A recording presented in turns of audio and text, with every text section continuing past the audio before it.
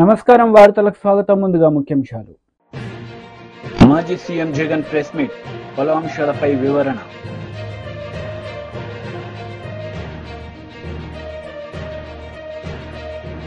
BJP MP Raghunandan Rao press meet, CM Revanth రెడ్డిపై fire. మాజీ CM Jaganmohan Reddy media సమావేశం నిర్వహించారు. ఈ సందర్భంగా చంద్రబాబు నాయుడుపై ఆయన మండిపడ్డారు. హత్యలు జరుగుతూ ఉన్నాయి, అత్యాచారాలు జరుగుతూ ఉన్నాయి, ఆస్తుల ధ్వంసం జరుగుతూ ఉంది. ఎక్కడ చూసినా కూడా ఎవరైనా కేసు పెట్టడానికి పోతే ఫాల్స్ కేసెస్ రివర్స్ విక్టిమ్ మీదనే పెడతా ఉన్న పరిస్థితులు, పోలీసులు ప్రేక్షక పాత్ర పోషిస్తూ ఉన్న పరిస్థితులు, ప్రశ్నించడానికి ఏ స్వరం కూడా ఉండకూడదు, బయటికి అడుగు పెట్టకూడదు అన్న దృక్పథంతో ఈరోజు అణిచివేసే ధోరణితో ఈరోజు ప్రభుత్వం పరిపాలన కొనసాగిస్తూ ఉంది. నిజంగా చూస్తే చాలా బాధ కలిగించే విషయాలు ఇవన్నీ కూడా. ఎక్కడైనా కూడా ఒక ప్రభుత్వం ఏర్పడిన తర్వాత ఒక ప్రభుత్వం 12 నెలల పాటు ఒక బడ్జెట్ ప్రవేశపెడుతుంది. ఆ బడ్జెట్ కూడా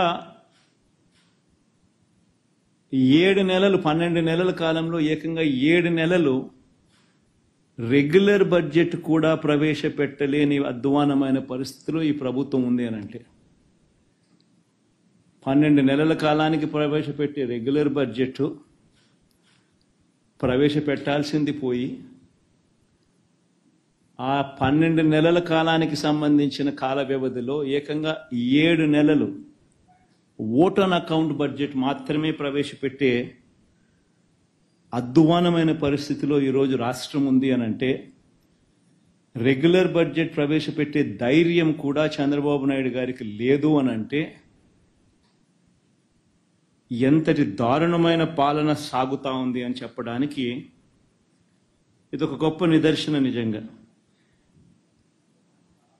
రెగ్యులర్ బడ్జెట్ అంటూ తాను ప్రవేశపెడితే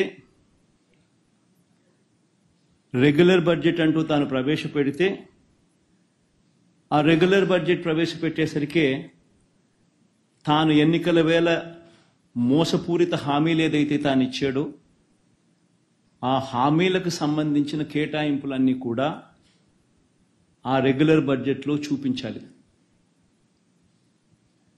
ఆ రెగ్యులర్ బడ్జెట్లో తాను సూపర్ 6 అంటూ సూపర్ 10 అంటూ తాను చేసిన ఆ మోసపూరిత హామీలకు సంబంధించిన కేటాయింపులు బడ్జెట్లో కనపడకపోతే ప్రజలు రోడ్డు మీదకి వస్తారని, ప్రజలు గలం విప్పుతారని అని చెప్పి ఏకంగా ఆ పరిస్థితి రాకూడదు అని తాను రెగ్యులర్ బడ్జెట్ ప్రవేశపెడితే ఆ రెగ్యులర్ బడ్జెట్లో volume 6, volume 5 which talks about రాష్ట్రానికి సంబంధించిన అప్పులు ఎంత ఉన్నాయి, స్టేట్ గవర్నమెంట్కి సంబంధించిన గ్యారంటీ డెట్ ఎంత, ఇటువంటి అంశాలు కూడా ఆటోమేటిక్లీ మెన్షన్ చేయాల్సి వస్తుంది. ఒకవేళ మెన్షన్ చేస్తే తాను అబద్ధాలు చెప్తా ఉండేటివన్నీ కూడా ప్రజలకు తెలిసిపోతుంది అని, అది కూడా చేయలేని అది కూడా ఇంకొక కారణంతో ఏకంగా రెగ్యులర్ బడ్జెటే పెట్టకోకుండా చంద్రబాబు నాయుడు గారు దాటవేస్తా ఉన్న ధోరణి. నిజంగా ఎవరైనా కూడా రెగ్యులర్ బడ్జెట్ ప్రవేశపెడితే పథకాలకు సంబంధించి, మేనిఫెస్టోకు సంబంధించి ఆయన ఇచ్చిన హామీలు ఏమిటి, ఆ హామీల మేరకు ప్రజలందరూ ఎదురు చూస్తూ ఉంటారు. ఆ పథకాలన్నీ అందులో ఉన్నాయా, ఆ పథకాల డబ్బులు మాకు వస్తాయి అని చెప్పి ఎదురు చూస్తూ ఉంటారు. అవన్నీ కూడా మోసపూరిత హామీలని ప్రజలకు తెలిసిపోతాయి అని రెగ్యులర్ బడ్జెట్ కూడా కనీసం పెట్టకుండా దాటవేస్తా ఉన్న ధోరణి. ప్రజలెవరూ రోడ్ల మీదకి రాకూడదు అని భయానక వాతావరణం ఫియర్ సైకోసిస్ క్రియేట్ చేస్తూ రాష్ట్రాన్ని ఏకంగా అత్యాచారాలు, హత్యలు, కొట్టడాలు, ఆస్తుల ధ్వంసాలు వీటి అన్నిటితో భయానక వాతావరణం క్రియేట్ చేస్తా ఉన్నారు. నేను అడుగుతా ఉన్నాను, టీడీపీ లీడర్ మీడియా సమావేశం నిర్వహించారు. ఈ సందర్భంగా పలు అంశాలపై ఆయన మాట్లాడారు. జగన్మోహన్ రెడ్డి గారు, ప్లీజ్ వాస్తవాల్లోకి రండి. రాజకీయాల్లో ప్రతిపక్షం ఉండాలి అని మేము కోరుకుంటాం. ఎందుకంటే అప్పుడప్పుడు అధికారంలో ఉన్నప్పుడు ప్రజల వాణి అనేటువంటిది ఆ ఛానల్ దాటుకుని వచ్చేకి ఆలస్యం అవుతుంది. కాబట్టి ప్రతిపక్షం నుంచి వస్తాయి. ప్రజలకు మెరుగైన పాలన ఇవ్వడానికి, మేము సరిదిద్దుకోవడానికి కూడా ఎప్పటికప్పుడు ఛానల్ ఏంటంటే ప్రతిపక్షం. నువ్వు ఆ పాత్ర నిర్వహించడానికి కూడా చేతులు ఎత్తేసినట్టున్నావు. మళ్ళీ అది కూడా పోయి శాసనసభలో ప్రతిపక్ష హోదా ఇవ్వాలని కోర్టులో అడుగుతావు. ఇక్కడ అడగాల్సింది ఢిల్లీలో అడుగుతావు. అసలు నీ ఆలోచన శైలేంటో. అప్పుడేమో ముఖ్యమంత్రి కార్యాలయంలో కోటరీ పెట్టుకున్నావు, ఇప్పుడు కొత్త కోటరీ తయారైందేమో. నువ్వు నీ పాలన వద్దు అని ప్రజలు తిరస్కరించి నెల రోజులు కూడా కాలేదు జగన్మోహన్ రెడ్డి గారు. అప్పుడే ప్రజలు అట్లా అనుకుంటున్నారు, ఇట్లా అనుకుంటున్నారని నీ వంది మాగదులు ఏమన్నా చెప్తా ఉన్నారేమో. ఈ 11 కూడా ఒకటైపోయేటువంటి పరిస్థితికి వస్తుంది. కాస్త మేల్కోండి, వాస్తవాలకు దగ్గరగా రండి. ఈరోజు మేము చాలా ప్లెయిన్గా, ట్రాన్స్పరెంట్గా శాసనసభలో, శాసన మండలిలో మీరు మీ సభ్యులు హాజరు కావాల్సింది, నిలదీయాల్సింది, పోరాడాల్సింది. శాసన మండలిలో మీకే కదా మెజారిటీ ఉండేది. 30 మంది శాసన మండలి సభ్యులు ఉన్నారు కదా, రావాల్సింది. నేనే ప్రజెంట్ చేశాను. నేను తప్పు చెప్తే ఇదేంటి, ఎట్లా వచ్చింది అని అడగాల్సింది. సమాధానం చెప్పేవాడిని కదా మీకు నేను. శాసనసభకి మీరు రారు, శాసన మండలికి మీ శాసన మండలి సభ్యులు రారు. బయట ఎక్కడో ప్రెస్ మీట్, సింగిల్ కెమెరాతో ప్రెస్ మీట్ పెడతావు. ప్రజలు నిన్ను నమ్మారు, ఇప్పుడు చెప్పేది కూడా నమ్మాలి. గవర్నర్ ప్రసంగం అబద్ధం, మేము శాసనసభలో పెట్టేవి నిజం కాదని చెప్తావు. మిమ్మల్ని చూస్తే జాలేస్తుంది జగన్మోహన్ రెడ్డి గారు. ఏంటి ఆయన చెప్తున్నాడు, ఆ రోజున చంద్రబాబు హయాం ముగిసే నాటికి 2.71 లక్షల కోట్లు ప్రభుత్వ అప్పు, ప్రభుత్వ గ్యారంటీల అప్పు 1,06 కోట్లు, అంటే 375-76. మేమేం చెప్పాము? 3,75,000 కోట్లనే కదా చెప్పింది మేము. ఆ ఫిగర్ కరెక్ట్ అయినప్పుడు ఈ ఫిగర్ కరెక్ట్ కాదా జగన్మోహన్ రెడ్డి గారు? మేము ఈరోజు శాసనసభలో ఇచ్చింది 3,75,000 కోట్లని ఇచ్చాం. నువ్వు చెప్పింది అదే ఫిగర్ చెప్తున్నావు. అది నిజమంట, కానీ ఆయన ప్రభుత్వ హయాంలో చేసిన అప్పు మాత్రం నిజం కాదంట. రావాల్సింది శాసన మండలికైనా. ఒక్కొక్కరు అడిగితే మేము 30 మంది అడిగితే 30 మందికి సమాధానం చెప్పేవాళ్ళం కదా. ముసుగేసుకుని ఎక్కడో దాక్కుని ఏదో ప్రెస్ మీట్లు పెట్టి ప్రజలు మీ మాటలు నమ్ముతారు అంటే నమ్మడానికి పడుతుంది. ఇంకో 10 ఏళ్ళు పడుతుంది. ఇంకా 10 ఏళ్ల పాటు కనీసం ప్రతిపక్ష హోదా రావడానికి మీకు 10 ఏళ్ళు పడుతుంది. ప్రతిపక్ష హోదా రావడానికి పొరపాటున మీరు అధికారంలోకి వచ్చే అవకాశం లేదు. ఇప్పుడు రాహుల్ గాంధీ ఎట్లా అయితే 10 ఏళ్లు పట్టిందో ప్రతిపక్ష హోదా రావడానికి, మీకు ఈ రాష్ట్రంలో ప్రతిపక్ష హోదా రావడానికి ఖచ్చితంగా 10 ఏళ్లు పడుతుంది. కానీ మనం కోరుకుని రాజకీయాల్లోకి వచ్చాం, ప్రజల కోసం వచ్చాం, ప్రజల కోసం పనిచేయాలి. ఎవరు అభిమానించినా, ఎవరు అవమానించినా రాజకీయ నాయకుడు అనేవాడు ప్రజల కోసం. మాజీ మంత్రి కేటీఆర్ మీడియా సమావేశం నిర్వహించారు. ఈ సందర్భంగా పలు అంశాలపై ఆయన మాట్లాడారు. ఏ ప్రభుత్వము చేయనంత వేగంగా ఇంత పెద్ద ప్రాజెక్టు నిర్మాణం చేసి, ఈ ప్రాజెక్టు ద్వారా ప్రతి పంటకు కొత్తగా ఒక 18-19 లక్షల ఎకరాలకు నీళ్లు ఇవ్వాలని, అదేవిధంగా ఉన్న ఆయకట్టును దాదాపు ఒక 19-20 లక్షల ఎకరాలను శ్రీరామ్ సాగర్ కింద కావచ్చు, నిజాం సాగర్ కింద కావచ్చు, సింగూర్ కింద కావచ్చు స్థిరీకరించాలని ఒక అద్భుతమైన బృహత్ సంకల్పంతో తెలంగాణలో మళ్లీ కరువు అనే మాటనే వినబడకూడదనే ఒక అద్భుతమైన ముందు చూపుతో గౌరవ పెద్దలు కేసీఆర్ గారు అఖండమైన సంకల్ప బలంతో, దైవ ఆశీర్వాదంతో మరి కాళేశ్వరం ప్రాజెక్ట్ ని నిర్మించిన విషయం మనందరికీ తెలుసు. ఒక మాటలో చెప్పాలి అంటే, చాలా మందికి తెలుసు అయినప్పటికీ ఒక మాటలో చెప్పాలి అంటే, తెలంగాణ భౌగోళికంగా చూసినట్టయితే ఇట్లా ఒక గుడిసెలాగా ఇటువైపు నుంచి గోదావరి, మరొక వైపు నుంచి కృష్ణానది పారుతూ ఒక ఈ పద్ధతుల్లో భౌగోళికంగా ఉంటుంది. మరి మనకున్న పరిస్థితుల్లో, మనకున్న వాతావరణ పరిస్థితుల్లో ఈ రెండు జీవనదుల నుంచి నీళ్లు తీసుకోవాలి అంటే ఇవాళ ఇటు ప్రాణహిత, గోదావరి, మానేరు ఈ అన్ని నదులు కలిసే ఈ పాయింట్ లో నీళ్లు తీసుకుంటే మొత్తంగా ఈ పాయింట్ నుంచి ప్రతి పాయింట్ కూడా నీళ్లు తీసుకోవచ్చు, తెలంగాణలోని ఇంచు తడపొచ్చు అన్న ఉద్దేశంతో కేసీఆర్ గారు ఒకటి కాదు బహుళార్థ ప్రయోజనాలున్న ఈ ప్రాజెక్టును రూపొందించడం జరిగింది. ఇవాళ ఎక్కడైతే మనం నీళ్లు చూస్తున్నామో ఇది దాదాపు 80-90 మీటర్ల మీద సముద్ర మట్టానికి ఇక్కడ ఉన్నది. అదే హైదరాబాద్ తీసుకుంటే 535 మీటర్ల మీద ఉంటుంది. కరీంనగర్ ఏదైతే ఎల్ఎండి చెప్తున్నారో గౌరవనీయులు కమలాకర్ గారు, అక్కడ దాదాపు 300 పైచిలకు మీటర్ల మీద 350 మీటర్ల దాకా అక్కడ ఉంటుంది.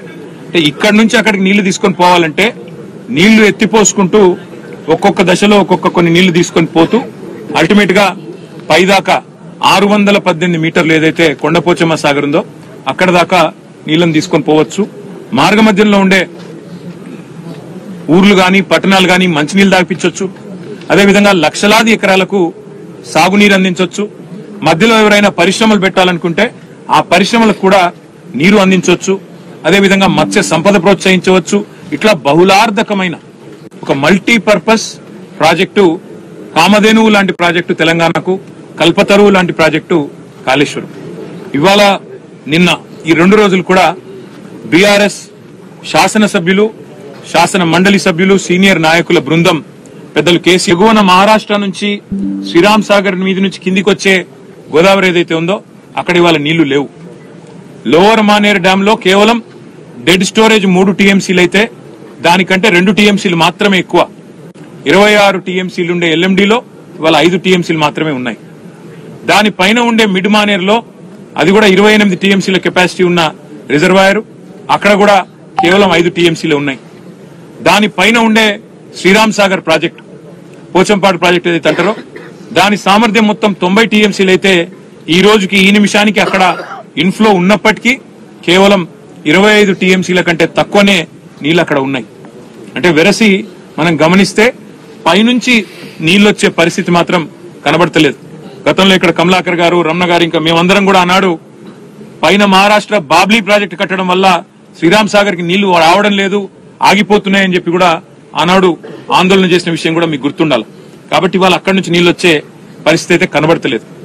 అదేవిధంగా కాళేశ్వరం ప్రాజెక్టులో భాగంగా అన్నిటికన్నా మానవ నిర్మితమైన, ముఖ్యంగా కరువు పీడిత ప్రాంతాలైన సిద్దిపేట కావచ్చు, సిరిసిల్ల కావచ్చు, మానకొండూరు, అదేవిధంగా చొప్పదండి, ఇంకా పైకి పోతే అదేవిధంగా హుస్నాబాదు, ఆ పైన దుబ్బాక, గజ్వేలు, ఆ ప్రాంతాలు, ఆ పైకి పోతే ఆలేరు, భువనగిరి దాకా ఏవైతే కాళేశ్వరం ప్రాజెక్టులో భాగంగా రిజర్వాయర్లు కట్టుకున్నాము, మిడ్మానేరు, రాజరాజేశ్వర సాగరు, దానికి పైకి అన్నపూర్ణ రిజర్వాయరు, ఆ పైకి రంగనాయక సాగరు, దాని మీదికి మల్లన్న సాగరు, దానిపైన కొండపోచమ్మ సాగర్. అంటే హైదరాబాద్ కూడా. బీజేపీ లీడర్ మీడియా సమావేశం నిర్వహించారు. ఈ సందర్భంగా పలు అంశాలపై ఆయన మాట్లాడారు. గుంపు మేస్త్రీలకి what is the state share in central taxes తెలియదు. దసంటోళ్ళని మాట్లాడమంటే గాడిద గుడ్డుల కంటే ఇంకెక్కువ ఏం మాట్లాడతారన్న. గాడిద గుడ్డు పెట్టదనేటువంటి అవగతం లేనటువంటి వాళ్ళు ముఖ్యమంత్రులు కావడం అనేది తెలంగాణ రాష్ట్రానికి దురదృష్టం అనుకోవాలి. ఒక ఆయన అమెరికాలో బాత్రూమ్లు కడిగేట ఆయన, ఇంకొక ఆయన గుంపు మేస్త్రి గోడలకు పెయింట్ వేస్ట్ ఆయన. ఇసంటోళ్ళు తెలంగాణను పాలిస్తే ఇంతకంటే మంచి మాటలు ఏమొస్తాయన్నా? ఇంతకంటే మంచి మాటలు ఎక్స్పెక్ట్ చేయడం అనేది తెలంగాణ సమాజానికి దురదృష్టకరం. I'm straightly asking only under 2 heads. మీరు Telangana budget at glance page number బట్టి గారు వినండి.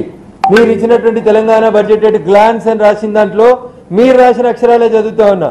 State share in central taxes 26,216 కోట్లు. ఇది గాడిద గుడ్డ అవుతుందా? బట్టి and mister Revanth should answer it. ఇంకొక హెడ్డింగ్ గ్రాంట్ ఇన్ ఎయిడ్ అని చెప్పిండ్రు. 21,636 కోట్లు వచ్చింది గ్రాంట్ ఇన్ ఎయిడ్ కింద అని చెప్పారు. ఆంధ్రప్రదేశ్కి ఇచ్చింది ఎంత? 15,000 కోట్ల లేదా మీరు చెప్తా ఉంది. మళ్ళీ ఇది గాడిద గుడ్డ అవుతుందా? ఒకసారి చెప్పాలి. ఆలోచన లేని మాటలు, అర్థరహితమైనటువంటి మాటలు. కేసీఆర్ ముఖ్యమంత్రిగా, బట్టి ప్రతిపక్ష నాయకుడిగా ప్రతిరోజు అసెంబ్లీలో బీజేపీని ఎట్లా తిట్టిరో ఇయ్యాల కుర్చీలు మార్చుకొని బట్టి అటు కూర్చొని కేసీఆర్ ఇటు కూర్చొని కూడా కేంద్రం ఏమి ఇస్తలేదు, గాడిద గుడ్డి ఇచ్చింది. ఆయన ఏదో అన్నాడు. ఇంకా రేవంత్ రెడ్డి నిన్న నిధులు వచ్చుడో ఇద్దరు చచ్చుడో. జల్దీ రాండి అన్న, నువ్వు కేటీఆర్ వస్తాడా, నువ్వు హరీష్ వస్తావా, నువ్వు కేసీఆర్ వస్తారా, ఇద్దరు రాండ్రి. ఒకవేళ మేము నిధులు ఇచ్చింది నిజమైతే జంతర్ మంతర్ దగ్గరకు వచ్చి ముక్కు నాలుకకి రాసిపోండి, లేదా మేము నిధులు ఇవ్వలేదు అయితే జంతర్ మంతర్ దగ్గరకు వచ్చి ధర్నా చేయండి. మీ దగ్గర ఇందిరా పార్క్ దగ్గర లేక పోలీసులను పెట్టి ఎత్తుకపోము, మొత్తం రక్షణ ఇస్తాం, వెనకాల బాత్రూములు ఇస్తాం, పొద్దుగాల ఇడ్లీలు ఇస్తాం, మధ్యాహ్నం గ్లూకోజులు ఇస్తాం. అవి తినుకుంటే మీకు చేతనైన రోజులు జంతర్ మంతర్ దగ్గర ధర్నా చేయండి. ఎందుకంటే నువ్వు అన్నావు కదా కేసీఆర్ వస్తే నేను వస్తా అని. కేసీఆర్ వెనకటికి జంతర్ మంతర్ దగ్గర ధర్నా ఎట్లా చేసిండో రేవంత్ రెడ్డి గారు, మీరు కూడా అట్లే చేసేందుకు రండి. నిధులు వచ్చుడో ఇద్దరం సచ్చుడో అన్న ఎవరో రాసిస్తే చదువుడు కాదే. బడ్జెట్ ఎట్ గ్లాన్స్ మీ బట్టి ఇచ్చిండు, పేజ్ నెంబర్ 4 తెలంగాణ రాష్ట్ర శాసనసభలో ఇచ్చిండు. జరగి చదువుకో, కేంద్రంకి వెళ్ళి ఎన్ని వచ్చినాయో. 7వ నెంబర్ కూడా పెట్టిండు. Loans from government of India 3,900 కోట్లు లోన్ తీసుకుంటున్నామని పెట్టిరు మీ బడ్జెట్ లోపల. ఇది మీరు రాసినటువంటి బడ్జెట్ అన్న. మీకు ఇక రానే రాదు, యూనియన్ బడ్జెట్ చదువుకునుడే రాదు. భారత ప్రభుత్వం యూనియన్ బడ్జెట్ శ్రీమతి నిర్మలా సీతారామన్ ఫైనాన్స్ మినిస్టర్గా యూనియన్ బడ్జెట్కి సంబంధించి కొన్ని గణాంకాలని వెబ్సైట్ లోపల పెట్టింది. యూనియన్ బడ్జెట్ 24-25 అనాలిసిస్ అని పెట్టింది. దీంట్లో పేజీ నెంబర్ 6. అయ్యా భట్టి గారు ఒకసారి మంచిగా చూడండి. Union budget 2024-25 analysis page number 6 table number 7. 7వ నెంబర్ టేబుల్లో భారత ప్రభుత్వం ఒక్కొక్క పద్దు కింద ఎన్ని పైసలు ఇచ్చింది అని ఇందులో రాసిరు కేటగారికల్గా.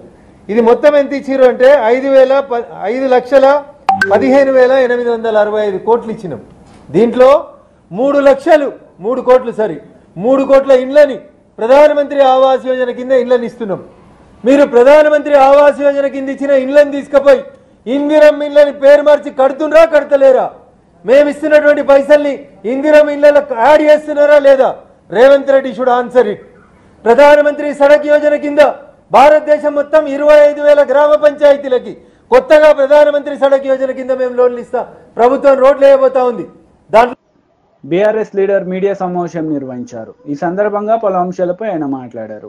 ఉన్నటువంటి కాంగ్రెస్ ప్రభుత్వం ఇక్కడికి వచ్చే కోచ్ ఫ్యాక్టరీని పంజాబ్ కు తరలించడం, అక్కడ శాంతి భద్రతల సమస్యలు ఉన్నాయని చెప్పి ఆనాడు కాంగ్రెస్ ప్రభుత్వం రాజీవ్ గాంధీ లాంగవాలా అక్కడకు మరి ఒప్పందంతో పంజాబ్ తరలించడం జరిగింది. ఒకవైపు కాంగ్రెస్ నిర్లక్ష్యం చేస్తుంటే మరోవైపు మేమేం తీసిపోము, ఈ తెలంగాణకు మేము కూడా అన్యాయం చేస్తామని చెప్పి గత 10 ఏళ్ల నుంచి తెలంగాణ రాష్ట్రం ఏర్పడిన తర్వాత విభజన చట్టంలో ఉన్నటువంటి ఏ ఒక్క హామీ నెరవేర్చకుండా బీజేపీ నిర్లక్ష్యం వహిస్తున్నది. ఖచ్చితంగా ఎప్పుడు ఇక్కడ డిమాండ్ లేపినా కూడా ఇక్కడ ఫీజబిలిటీ కాదు, కోచ్ ఫ్యాక్టరీ ఫీజబిలిటీ లేదంటూనే మరోపక్క మహారాష్ట్రలో ఉన్నటువంటి లాతూర్ గాని ఇతర గుజరాత్ గాని తదితర రాష్ట్రాలకు మరి బీజేపీ ప్రభుత్వం కోచ్ ఫ్యాక్టరీ తీసుకుపోవటాన్ని ప్రజలు మరి తెలంగాణ ప్రజలు సహించలేని పరిస్థితులు ఉన్నారు. అందుకే ఇది ఈ బడ్జెట్ సమావేశంలో తొలి ప్రయత్నంగా ఈ ఉద్యమం ప్రారంభమైంది. ఇది అంతం కాదు, ఆరంభం. ఖచ్చితంగా కోచ్ ఫ్యాక్టరీ సాధించే వరకు విభజన చట్టాల్లో ఉన్నటువంటి హామీలు అన్ని నెరవేర్చే వరకు కూడా మేము ప్రజల పక్షాన వీధి పోరాటాలు చేసి పోరాటం చేస్తామని కూడా ఈ సందర్భంగా తెలియజేసుకుంటాం.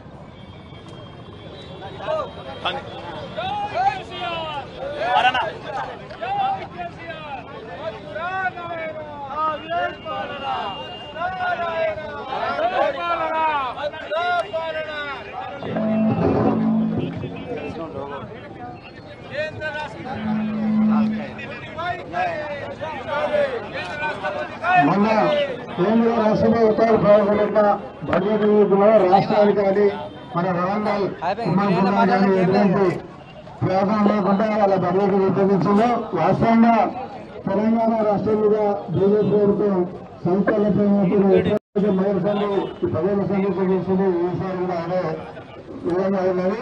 రాష్ట్ర ప్రభుత్వం కూడా ఏదో ఈ కేంద్ర ప్రభుత్వం మనకు ఏదో సబర్లపైన ఆలోచన నుండి బలమైన సబర్లు నడిగింది. భాగంగా ముందు వ్యతిరేకంగా ఏది కూడా మనకు ఎటు చేయకుండా అన్న బంధువులతో ఏదైతే పెట్టిందో వాస్తవంగా అది ప్రజలకు అందించి సంక్షేమ పథకాలు అందించలేని బడ్జెట్. కాబట్టి మన అందరం ఇవాళ ఈ కాంగ్రెస్ వ్యవస్థలో మన ఉమ్మడి జిల్లా తర్వాత అన్న జిల్లా కూడా. వార్తలు ముగించే ముందు ముఖ్యాంశాలు మరోసారి.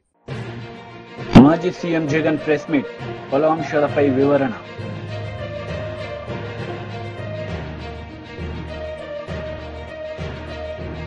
BJP MP Raghunandan Rao press meet. CM Revanth రెడ్డిపై ఫైర్. ఈ వార్తలు ఇంతటితో సమాప్తం. తిరిగి ప్రసారమయ్యే వార్తల్లో మళ్ళీ కలుద్దాం. అంతవరకు సెలవు. నమస్తే.